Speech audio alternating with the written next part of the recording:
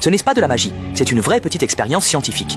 Un trou dans le fond du bol, un coup, et il se brise, mais mettre le bol dans l'eau permet de former un trou parfaitement rond. C'est la force de tampon de l'eau. Faire un petit trou dans le bouchon d'une bouteille de bière, frapper la bouteille, et la bière jaillit rapidement. C'est le principe de l'explosion atomique. C'est la puissance du fluide non newtonien, une simple paille ne peut pas percer une pomme.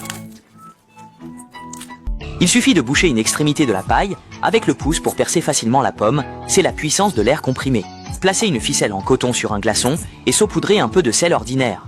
Le fil de coton se fige alors avec le glaçon, c'est le principe du sel pour faire fondre la neige. Il suffit de saupoudrer un peu de sel sur un œuf pour qu'il tienne debout. C'est l'effet de la friction et de l'équilibre. Versez un peu d'eau dans une canette, chauffez le fond avec un feu pendant quelques minutes, puis renversez-la rapidement dans de l'eau glacée.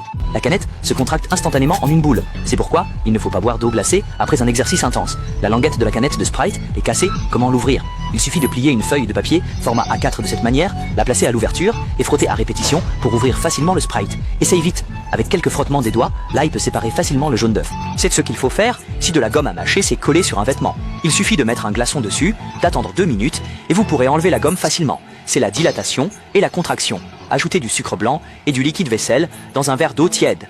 Après refroidissement, utilisez une paille pour tremper dans la solution et vous pourrez souffler des bulles qui ne se cassent pas. Collez du ruban adhésif sur la surface d'un ballon rempli d'eau. C'est le phénomène de l'écoulement laminaire. Plutôt que de laisser l'enfant regarder des téléphones ou télévisions virtuelles, laissez-le découvrir ces véritables encyclopédies scientifiques.